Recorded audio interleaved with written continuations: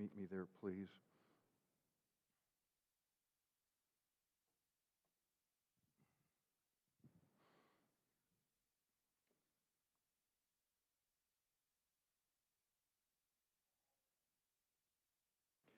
As we begin to think about putting our Christmas decorations away, get the boxes out, the storage bins, and so forth, I want to this morning take one more turn at coming back to this ancient prophet, Isaiah, and what he has to say about this one that we just heard sung about, the one that we've already been singing about, this incredible promise of the coming of Jesus Christ.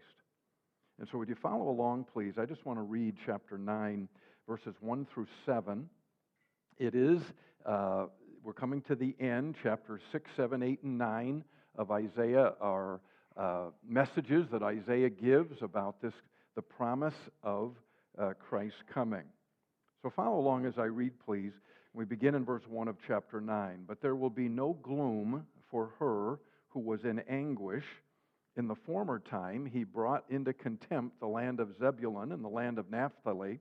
But in the latter time, he has made glorious the way of the sea, the land beyond the Jordan, Galilee of the nations.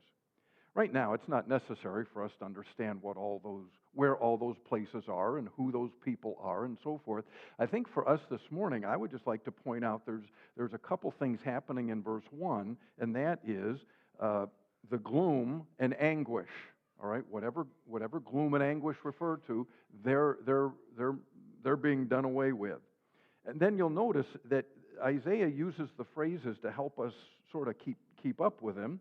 In the former time, this is what God did, but then you see in the latter time, this is what he's doing. That is sort of the hook that Christianity hangs on.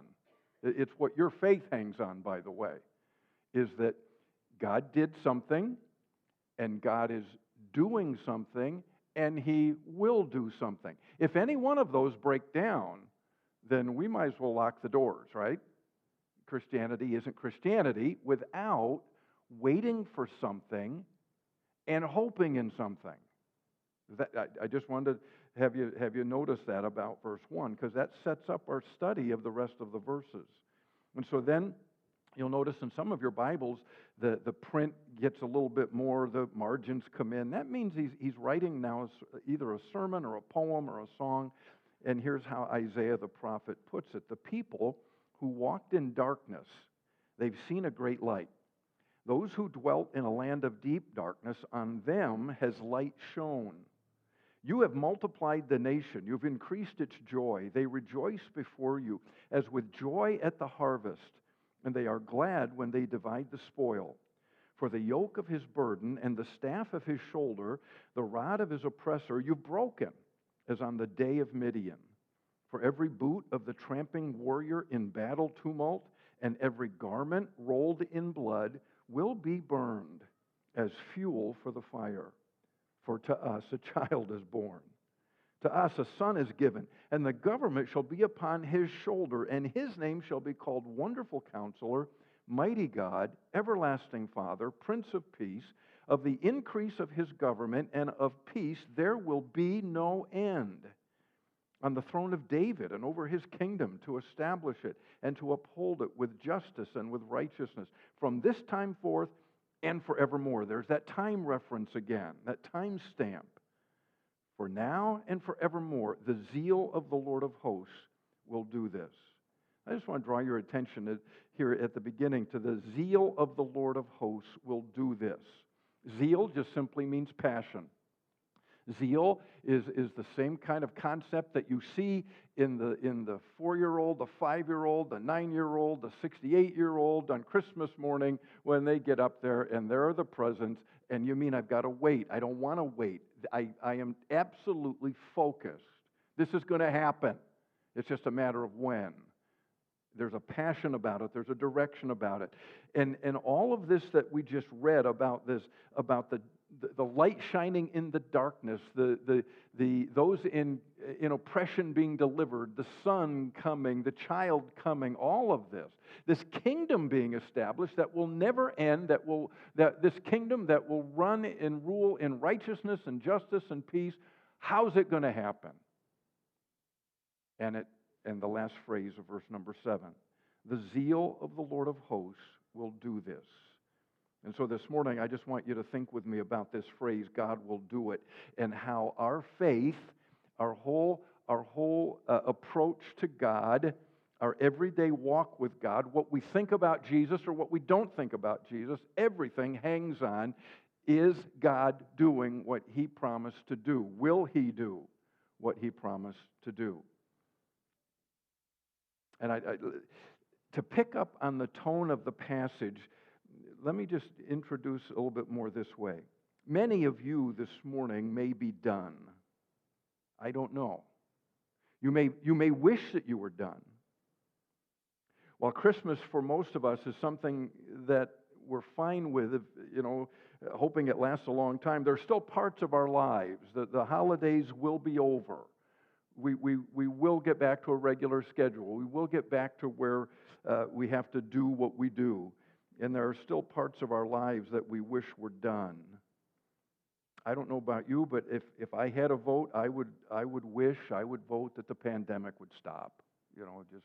Could we just sort of put a period at the end of this sentence and go back and live like it wasn't around? How about disasters? You say, are you really going to talk about this stuff on the day after Christmas? It's us, isn't it?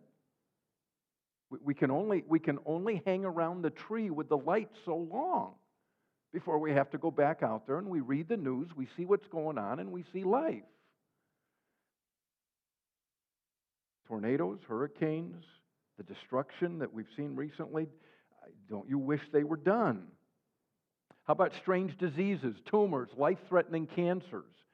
Anyone ready to be done with those? How about injustice, poverty, the abuse of the vulnerable by the powerful? Done, right? If we could, it would be done. How about your own loneliness? How about your own battle with sinful pride? How about your battles with those besetting sins? Don't you wish, in a sense, that they were done? Now, there's another perspective to consider of being done. This theme, just being over it. It may be that some of us are done with waiting for and hoping in God. In other words, life with all of its rough edges, in some manner, all the disappointments in your life, it's almost as if it's forced you into some format of Christianity where you're not really zealous about it, you're not really passionate about it, but it's there. It's sort of like a self-managed dullness where you've got this comfort of being able to say, I believe in God, I believe in the Bible, but I've also am playing my own life and managing my own life well. In other words, I'm pretty much a Christian, but I'm done with waiting for or hoping in God. This morning, Isaiah, in these verses, reminds us of two truths that the Christmas story just shouts at us in a way that should help us. One, God is doing something that He's not done doing yet. God is doing something it is not yet complete. A second truth is this, that waiting for and hoping in are key components of the life that trusts God. And so the message we need to hear and that we believe, that we need to believe again and be refreshed in, and that's what I hope the Scriptures by His Spirit does for us this morning, is we come to a point of renewal, we come to a point of refreshment where our joy is again joyful in waiting on and hoping in. Because Christianity, in its essence, is that God is doing something spectacularly great that is worth waiting for and hoping in. That something is setting up a universal, righteous, everlasting kingdom with Jesus Christ as King. And so the phrase that expresses the truth, we want God, the phrase that expresses this truth, we want God to inject into our hoping, we want God to inject into our waiting faith, is this phrase at the end of verse 7, the zeal of the Lord of hosts will do this. God will do it. So let's be reminded of that. Let's look first of all at what God is doing. All right? That's verses 2, 3, 4, and 5. What is God doing? He lists three pictures for us of what we can see God doing even today. Notice we talked about the emphasis of verse 1, the former time, the latter time. This emphasis is overcoming. But notice, for example, in verse 2, first of all, God is invading, God is overcoming darkness with light. Here's this word picture. And if we're thinking sort of biblically, then these kind of word pictures, these metaphors, help shape our faith, help us shape how we see life. God is invading darkness with light. You notice in verse 2, people who walked in darkness, people who dwelt in a land of deep darkness. The metaphor of darkness just simply reminds us that life without God, life under the judgment of God, it's a picture of our own hearts and minds in the darkness of sin. It's a picture of our world that is under the control of evil, the powers of darkness. Darkness is a metaphor for the judgment that hangs over us and over this world, eternally separated from the light of God. Chapter 8, the last verse of chapter 8, you'll notice, and they will look to the earth, but behold distress and darkness, the gloom of anguish, and they will be thrust into thick darkness. That's a summary of 6, 7, and 8, where the message is this: you continue to reject God, God will judge. You continue to not listen to God, God will discipline. And you will end up in this incredibly thick, gloomy, distressful darkness. I just want to remember now, we're getting to the part where the child is going to be announced. I want to draw your attention to the truth that we see in the New Testament so clear, that Jesus is the light of the world. He said he came as to be the light to the world. So what is God doing? He's turning darkness into light through Jesus Christ. The passage that we think of is in John chapter 3, verse 19, where it's said about Jesus that this is the judgment. The light has come into the world, and people love the darkness rather than the light because their deeds were evil. Do you see it around you? You ever think, when you see how people treat each other, when you see the events in the news, when you see the decisions that people make, do you ever feel, boy, this is a dark world? Maybe not. I don't know.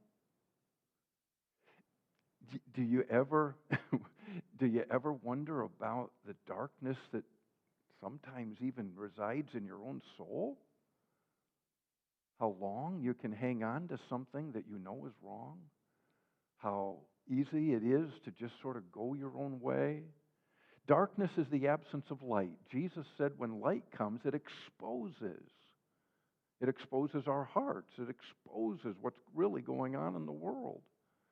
That sense of transparency, that sense of authenticity, that sense of honesty with ourselves and with others. What Isaiah is telling us is that we have this, and 1 John 1 does, John chapter 1, Jesus is introduced in this context that when Jesus comes, one of the things that he will do for us, what God is doing is he will release us from that darkness.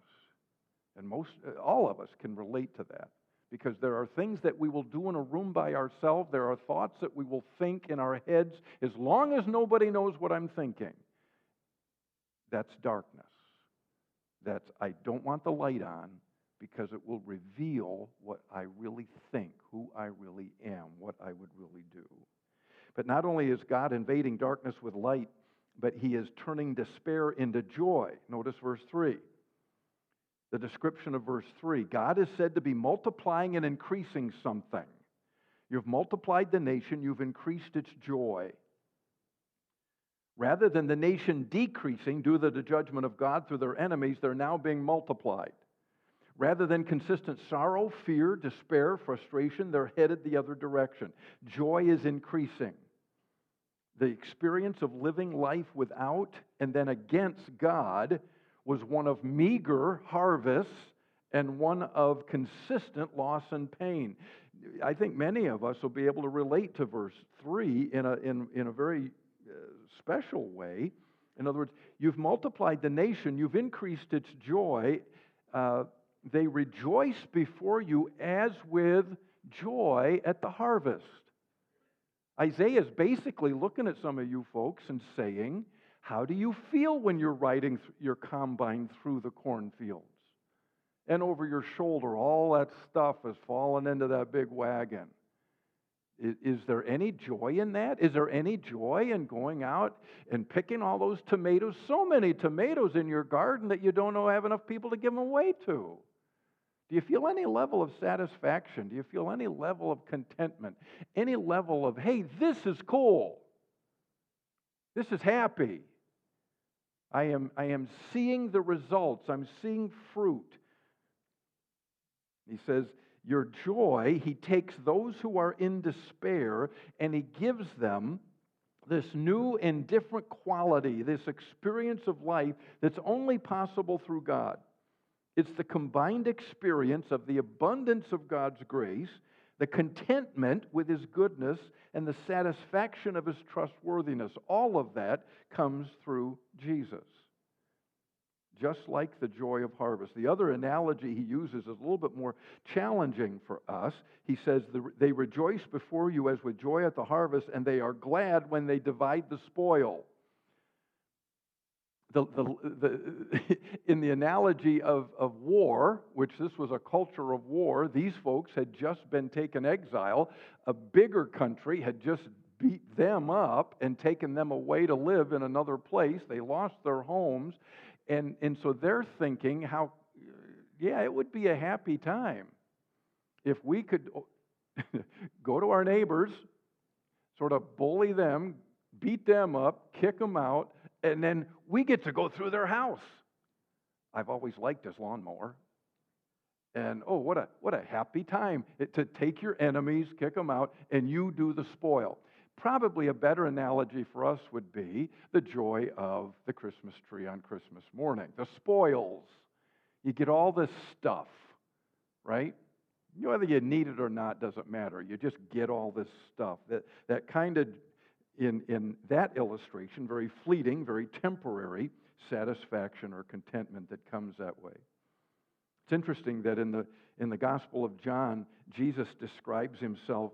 He says this about him and his ministry in John chapter 15. These things I have spoken to you, that my joy, Jesus said, may be in you, and that your joy may be full. So darkness to light, joy coming in despair, and Isaiah is already telling us this is over 600 years before Jesus is even born, which was 2,000 years ago, over 2,000 years ago to us. Isaiah is saying there's hope. There's something to wait for, and there's something to hope in. You may not realize it, but your biggest problems are darkness and despair. A lack of contentment, a lack of satisfaction that you think will if you can just meet those needs. But there's a third way that Isaiah says of what God is doing, and he says in verses 4 and 5, God is delivering the oppressed. It's heavy language in verse number 4. For the yoke of his burden, the staff for his shoulder, the rod of his oppressor. You've broken all of them. In other words, what God is doing is expressed in this heaviness of a yoke that we wear, that we are laid down with, someone prodding us along with a staff, saying, no, don't go there, go here, poking at you, hitting you on the shoulder, and then there's this rod that this oppressor has that continues to beat you and slap you around. It's not what's a picture of? It's a picture of you've just been captured, and now you're being led away in exile. You are not your own master. You can't decide what directions to go. Is there a parallel between the oppression that these guys are facing and the oppression that we face in our world? Well, you go on in Isaiah 53, and he uses some of the exact same terms of what Jesus is coming to save us from. That in the death, burial, and resurrection of Jesus, we are lifted. This oppression is lifted. And verse 5, a picture of all of the tools of war, all the weapons, tools, devices of war are obsolete. So this deliverance, this rescue, this victory over all the oppression of sin, darkness, death, it comes through Jesus. He bears our burdens. He breaks our chains. I would just point out again, and we see this happening through Jesus, what God is doing in delivering the oppressed. You see it in 1 Corinthians chapter 15. You remember these words of incredible joy. O death, where is your victory? O death, where is your sting? The sting of death is sin. The power of sin is in the law. But thanks be to God who gives us the victory through our Lord Jesus Christ. Then buried there in verse number 4, you've broken as on the day of Midian. Midian is the illustration. Isaiah is a really good preacher because as he's going along, he's thinking, I might be losing them. They might now be thinking about what's for lunch coming up, or what are we going to do right after church, and did I get this done? And he says, let me throw in a story. And so he throws in a story to get our attention. It's just one. He says, just like on the day of Midian. Well, I'm assuming that many of you have grown up in Sunday school. You've heard that you may remember a bit of the story of Gideon and the Midianites. Midian, in the days of the judges, was a bully. All right, it was a nation that would every year at the time of harvest would come to Israel, and they would take everything that Israel had worked on all year long, and they would take it and then go home. They just, this went on, the text says, for almost 10 years. The Midianites were heavy-handed. They were powerful. They were oppressive. And so God appears, and those of you into literature, you just see this same mode, this format occur over and over and over in the Bible. You could tell, if you're a follower of Jesus, you could tell your story in the same pattern. All right? I'm oppressed. It's hopeless. An angel appears who brings God's words into your life, and an angel appears to Gideon to announce that God will deliver them. Gideon, I don't know, all I have to remember as a child is these flannel graph figures that Gideon was, in the flannel graph at least, had these huge muscles, great big warrior. Well, in the story, he says, I'm the weakest of the weak. I picture Gideon someone more built like me. All right? He's the last guy you would think, let's follow him into battle. Man, he's got it. He could do it. And so Gideon, self-admittedly, the weakest from a weak tribe and family. But not only that, if you remember the story, Gideon was able to draft into service 32,000 people who were going to follow him into battle. God said, let's get that number down to 300. Well, wait a minute. Midian's pretty powerful. So they were only to use trumpets, jars, and yell loudly. I wonder, man. The point is that if you're not careful, you can easily overlook what God is doing. If you're looking for the strong, you're looking for the wise, you're looking for the things that always work, that's not where God's at. God is using the weak, the foolish, and the powerless to accomplish great things through His strength. Jesus Christ, remember, many of you this morning would swear your allegiance to a crucified, low, despised, and humble deliverer. The ruler of my life gave it his best shot for 3 years on earth, only then to be crucified and spit on by the most powerful, intelligent people on the planet. I'm following him. That's who I've got. That's me. I'm following him. That's the point Isaiah is making. Light in darkness, joy over despair, Deliverance from oppression, God's got it. He's doing it. And He's doing it just like He did it with Gideon and the Midianites, through the weak, through the foolish, through a bunch of people standing around this powerful army, breaking jars, blowing trumpets, and yelling. And so we find the theme throughout the New Testament of the humility of Christ, of the foolishness of the gospel preached, is how God is doing it. Or excuse me, what God is doing. So how is God doing it? And we notice in verses 6 and 7.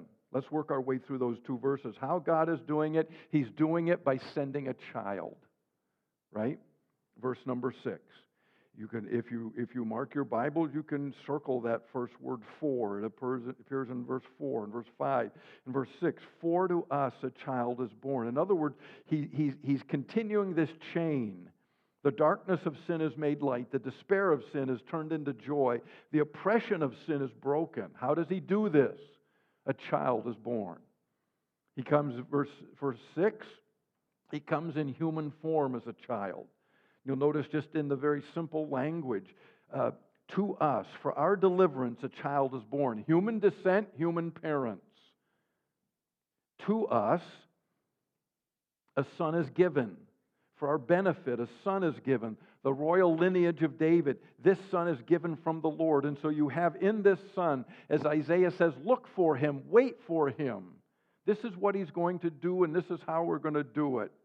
Going to happen through a son who is born of human parents, of a human mother, and then is coming directly from the Lord Himself. He accepts this human, or this child accepts in the second part of verse 6, accepts the burden of deliverer and ruler. The government shall be upon His shoulder. I think it's interesting, the reference of shoulder in verse 6, because what helps us understand it is up in verse 4, the staff of His shoulder. In other words, our oppression is that we have this yoke on our shoulders. We have the oppression of sin and darkness beating us up with this rod on our shoulder. And here comes this son, this child, who is going to take on His shoulder all of that stuff. All of the rulership, all of the leadership. All the deliverance is placed on the shoulder of Jesus, Isaiah says. How is God going to do all this stuff? It's going to be through this child, very special child. All of the government and rulership will be put on His shoulder. The latter part of verse 6, He bears a name that reflects His perfections, His trustworthiness. Do you use these names when you talk about Him? Do these names give you comfort? Do you find in the darkness of your night and the oppression, when you're feeling the rods on your life of oppression or despair or darkness, do these names bring great delight to you? His name is equal to His character. What kind of person will this child be? Well, He'll be a wonderful counselor, a wonder of a counselor, supernatural, unlike any other, absolutely qualified to rule. He'll be the mighty God. He has more than enough power, more than enough strength, unlimited, more than enough to do everything that's talked about in verses 2 through 5. Is there any darkness that He can't turn into light? Is there any despair that He can't turn into joy? Is there any oppression that He cannot deliver from? He is the mighty God. He's the everlasting Father. This is this permanent, consistent care and discipline. The whole concept of Father throughout the Bible is just a wonderful one. This, by the way, remember, is this child grows up and says to us, when we look at Him and say, how should we pray? What does He say? He says, pray this way, our Father who's in heaven. Because of His death, burial, and resurrection, we now can say, I am a fully adopted child into the family of God. God is my Father. No separation. It is permanent. It is consistent. And then Prince of Peace. He is the administrator of. He is the one in charge of reconciliation, wholeness, bringing together God with man and bringing people and people together.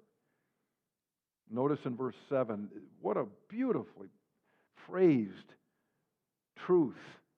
He will rule in endless peace, justice, and righteousness.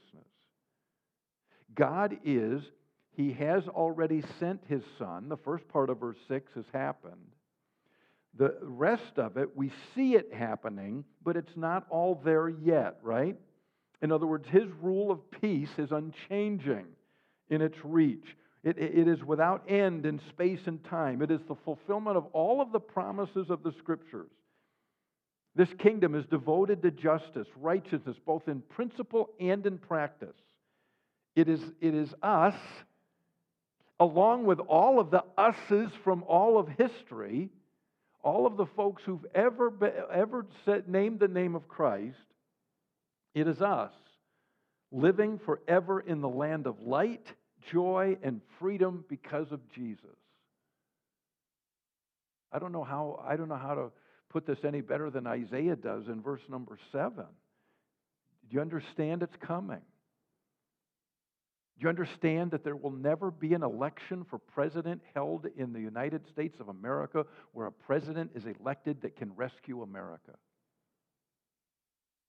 Do you understand that that of all the things that we put our hope in and trust in, whether it's the economy, or whether it's our government, or whether it's politicians, or our own ability to produce an income, you understand none of it can change darkness into light, despair into joy, and deliver us from the oppression of sin. Where's your hope? Where's your dream? What has to happen for you to have joy? For you to have the kind of peace and have the freedom that Jesus is promising, that Isaiah is telling us? Jesus is king now, and He will be king. All darkness, all despair, all oppression will be done away with, and life will be completely and totally and forever different. When every human attempt to bring light, the understanding of things as they really are, the meaning of life, answering the great questions, when every human attempt to bring light has failed, when every human attempt throughout history has failed to bring joy, that contentment, that fulfillment that every person desires, when every human attempt to bring freedom or deliverance from the crushing despair of our wrongdoing, when all of that has failed, God will reveal His king. God will defeat all opposition and oppression. He will establish His kingdom of justice, peace, and righteousness, and Jesus will reign. All of that is wrapped up in that last phrase of verse number 7. That is the this. The zeal of the Lord of hosts will do this. I wanted this morning, in the enormous amount of information that comes our way, all the talking heads, all the things that we read, all of the propensities that come from within and all of the assurances from without, we're not hearing this. You're not hearing this message very often, are you? Do you find yourself sometimes when you hear about the latest this or the worst thing over here or how COVID is doing this, does it ever come in and comfort your soul? I can't wait for the kingdom.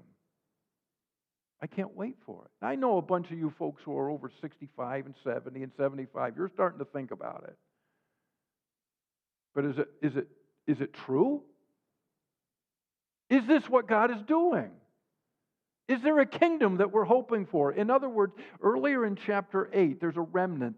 It's like 1 out of 10 that are staying faithful to God. And the verse that we read, it's listed on your notes. In Isaiah chapter 8, it says, I will wait for the Lord and I will hope in Him. I will wait for the Lord and I will hope in Him. That's what everything of our faith hangs on. If we give up on that truth that is out there of waiting on Him and hoping in Him, and we want it now, we want what this world can offer, we want it now. It's the zeal of the Lord of hosts will do this. Some of you are familiar with the song. It's a Christmas song, Christmas Bells. It's a poem that was written by Henry Wadsworth Longfellow back in the 1860s during the Civil War. In 1861, Longfellow's second wife died. She died while she was doing something, melting some wax and sealing some things, and her dress caught on fire, and they couldn't rescue her. It was the second wife who died. In 1862, Henry Wadsworth Longfellow is quoted as saying, "A Merry Christmas, say the children, but that is no more for me." In 1863, in the Civil War, was a battle at Gettysburg and another major battle where over 85,000, with over 85,000 casualties. This is the world that long. Now remember, I don't know if it's hard for you to imagine or not. These are citizens of the same nation who are killing each other over their perceived rights. I think I'm pretty accurate in that, right? Where states have gone to war with states over what they believe is their right. They're going to protect their rights. 1863, early fall winterish, Longfellow's son Charlie is killed in the war. He makes a trip to Washington to get the body of Charlie, brings him home up into the Northeast, and that Christmas, Charlie died in November, and at Christmas is when Longfellow writes this poem that you might start humming it while I read it. You have complete permission to do so, unless somebody in back of you slaps you upside the head. I heard the bells on Christmas Day, their old familiar carols play. As wild and sweet the words repeat of peace on earth, goodwill to men. And thought how, as the day had come, the belfries of all Christendom had rolled along the unbroken song of peace on earth, goodwill to men. Till ringing, singing on its way, the world revolved from night to day. These first three stanzas are talking about life as we know it. It's sort of just going on. It just sort of proceeds. It goes from day to day, week to week. The world revolved from night to day, a voice, a chime, a chant sublime of peace on earth, goodwill to men. Now he goes into his world. Then from each black, you've not sung this part of the poem in the song. They don't put it in there. Then from each black accursed mouth the cannon thundered in the south, and with the sound the carols drowned of peace on earth, goodwill to men. We're into Isaiah chapter 9, 2, 3, 4, and 5. Longfellow's helping us with that. It was as if an earthquake rent the hearthstones of a continent and made forlorn the households born of peace on earth, goodwill to men. And in despair I bowed my head. You know the next line, right? There is no peace on earth, I said. For hate is strong and mocks the song of peace on earth, goodwill to men. And here comes the hope. Then pealed the bells more loud and deep. God is not dead, nor doth he sleep. The wrong shall fail, the right prevail, with peace on earth, goodwill to men. If we put that over into our words, it would be something like this. Wait, hope, God will do it. I don't know if you have a Bible with you of your own. I don't know if you have, I would encourage you, if you do, to take it and open it to Isaiah 9. Or Isaiah 8. If you have the notes that were in the bulletin, the verse is printed there. I'd like to do two things. I'd like to have you do two things this morning as we conclude. that will hopefully refresh, that will renew, that will help you to again refresh and renew your faith, your trust in waiting on God and hoping in God. He is building His kingdom. Jesus Christ is at work in all of those ways of sending light to darkness, of sending joy to despair, and of delivering us from the yoke and the rod of oppression on our own souls that the darkness evil does. Can you be encouraged today? Can you lift up your heart again to say to God, I am a follower of Jesus Christ, and my entire perspective is about waiting on what God is doing and hoping in what God is doing. So, would you, either mentally or in reality, I would ask that you would take Isaiah 8:17 and highlight, underline, or circle today. Today is the day when I renewed my commitment, where I renewed and refreshed my faith. I am a waiter. I am a hoper. I am waiting for the Lord, and I am hoping in Him. Perhaps some of you, it's a restart or a fresh start on your faith. You've never expressed faith in Christ before. You wonder if Jesus could do something about your darkness, about your despair, about your oppression. And we're here to announce that He does and He can. I will wait for the Lord, who is hiding His face from the house of Jacob, and I will hope in Him. The second thing I'd like for you to do is read Isaiah 9 to each other again. So would you stand, please, and as it comes up on the screen, let's read together again these incredible words of hope to encourage each other in our renewed waiting, in our renewed hoping, and then we'll sing another carol as we're dismissed. Let's read together. For to us a child is born, to us a son is given, and the government shall be upon His shoulder, and His name shall be called Wonderful Counselor, Mighty God, Everlasting Father, Prince of Peace. Of the increase of His government and of peace there will be no end, on the throne of David and over His kingdom, to establish it and to uphold it with justice and with righteousness from this time forth and forevermore. The zeal of the Lord of hosts will do this. Think about this simple formula then. Next slide, please. This is our life. This is what followers of Jesus do. This is what we encourage each other to do. This is what we help each other do. This is what we're patient with each other as we do it. We wait, we hope, because God will do it. Let's sing together.